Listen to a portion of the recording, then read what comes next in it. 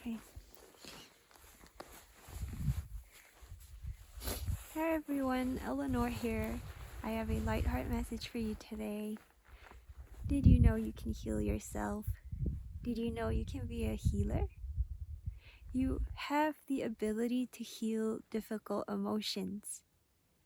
When we experience difficult emotions such as grief, loss, anger, frustration,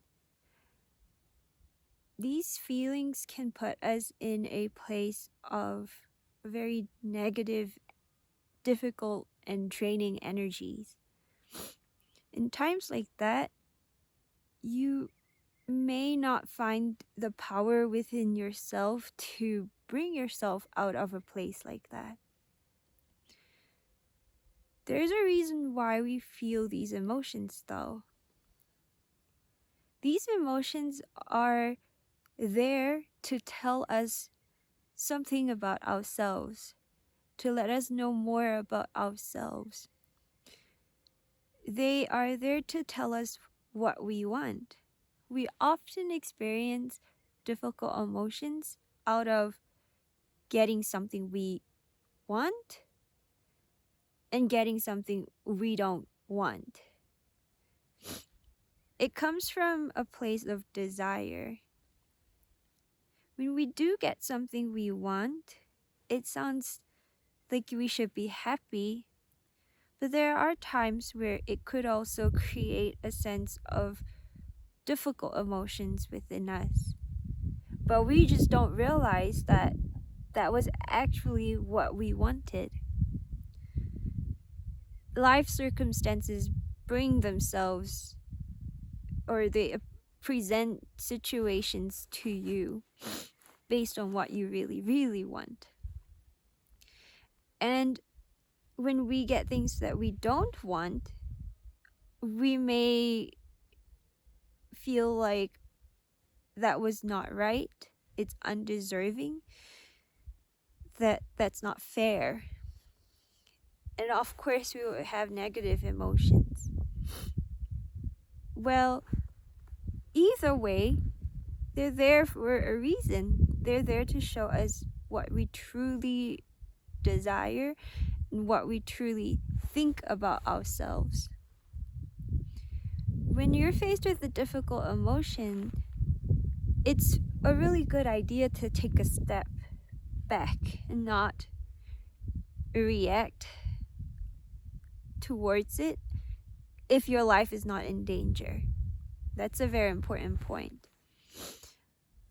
If you're caught in an argument or you have some quiet time to yourself, it's good to take a breather, take a step back, and give yourself some space. And in that space, by tuning back into your breath, insights will come to you. Based on the questions of what is it that I want and what is it that I don't want, what is this anger or this negative emotion telling me about myself, will help you find out more about who you are and what you want to do from that point onward. However, there are times where we may be caught up in the emotion very, very intimately that it's so difficult to step out of that place. To do that, what really helps is if you are able to find a journal where you can write your feelings down. It may help process your emotions better if you try to write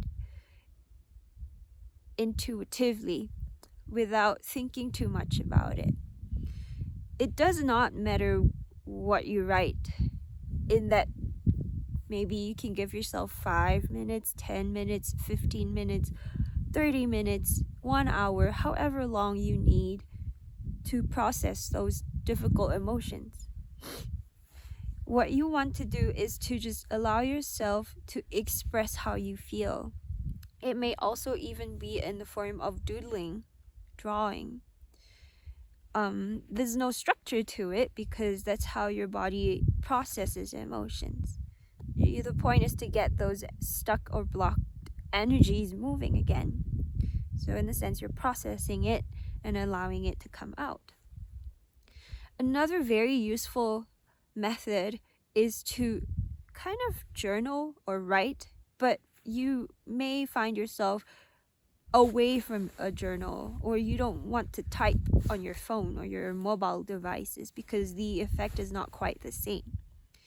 What you can do is to use your finger and write words and emotions as they come to you while you're processing those difficult emotions or feelings. And you may find yourself repeating, looping, and that's perfectly fine too. Just writing in the air words that you are feeling or processing.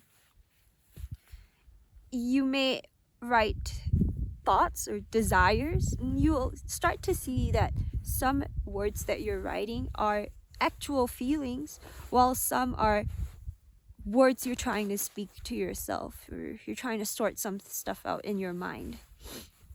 So writing really, really helps process the emotions. If you're stuck in a space and you feel like none of these things work, moving into nature helps a lot. Grounding yourself on earth, if you can, barefoot, helps tremendously too.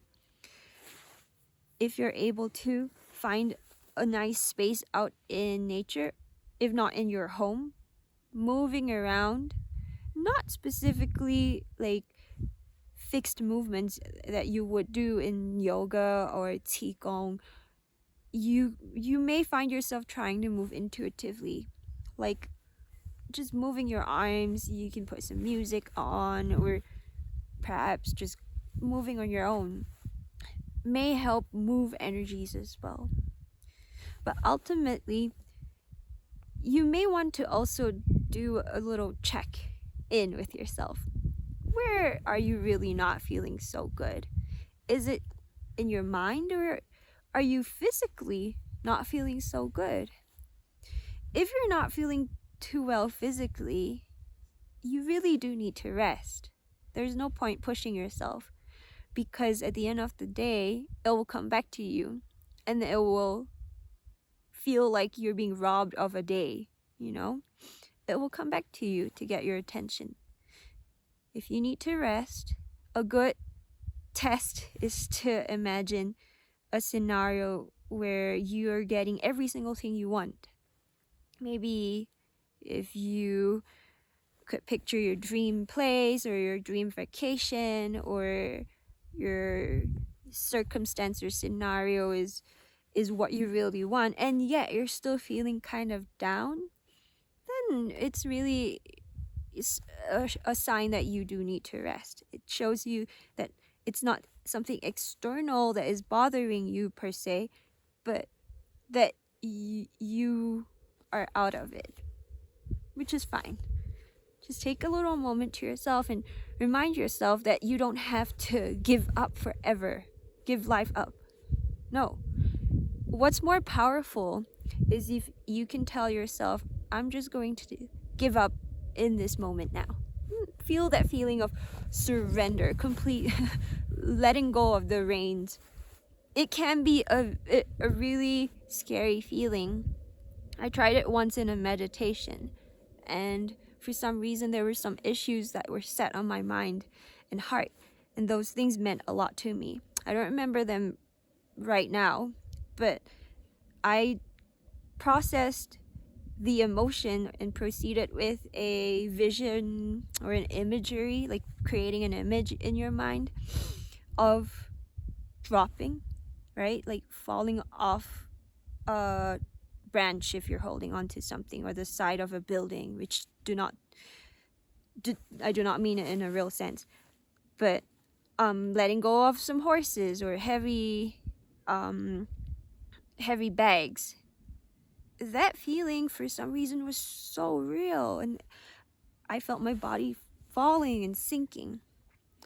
So, like, when your heart's flying out of your mouth, that sort of feeling. So there are many issues in our lives that require us to see them for what they are and lovingly let go of them, because we may be holding on to them for some reason or another. So it's really a really good idea to sit with those. You may benefit greatly from journaling as you sit with them, or you may just do it in a meditation where you picture it in your mind, and give yourself some time by setting a timer so you're not wondering when you should get out of it, and the timer will be there for you to let you know when it's time to finish your meditation. Well, there's another sort of difficult feeling that came to mind this week, that nobody likes. And maybe you're in a position where you're still dating somebody, or you're out and about, or maybe you are already in a relationship. There could be difficult feelings that arise while you are in a relationship, or while you are hoping to be in a relationship. Or you may have an idol, a crush, or something like that, that is constantly occupying your mind space and your time, and you would rather not be in that sort of very vulnerable position. And there are other things to do in life. So what can you do about feelings like that kind of take a lot of your time and thoughts and emotions too? Well, as with difficult emotions, it's saying something about you. Oh, this could also be an obsession over buying a thing. Now, this may work, and you want to give yourself some time to think about it in the way I'm going to explain. When it comes to having strong feelings that you do not want towards something or somebody, it is a reflection of what you really want.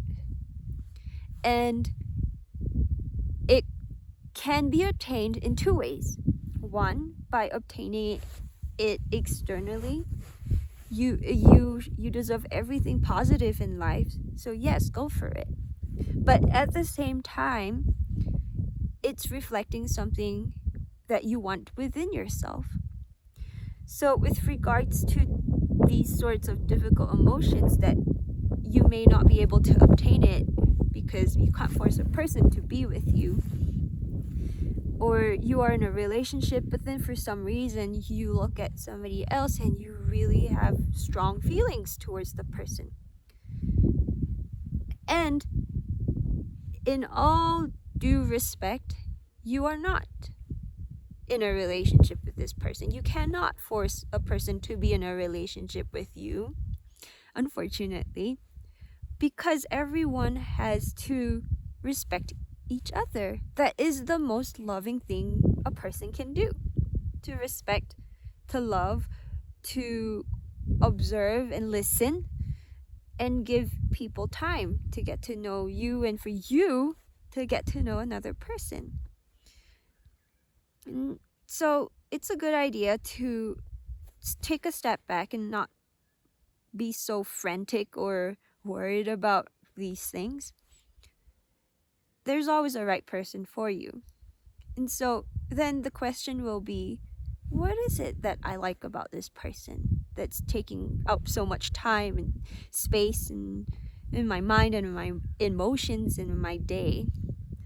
Well, if you can list down 5 things you admire about the person, or about what you like about the person, not necessarily how they make you feel.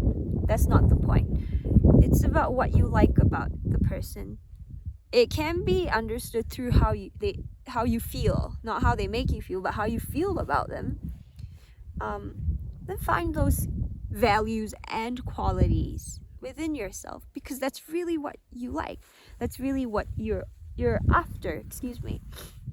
Develop those qualities within yourself and find peace within yourself. And if that person is still within your life, in your life, make sure you're a good friend, a respectful, loving, good friend. That's how you can approach this. Well, I know some people who love shopping, right? We all do. And sometimes this approach may help with that too, in a different way. What is this strong emotion? What's drawing me towards this thing that I really want to have? These are the same values and qualities that you can find within yourself and bring out within yourself.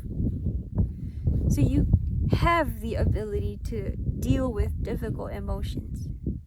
And I wish you all the best. Light and love, and have a wonderful day.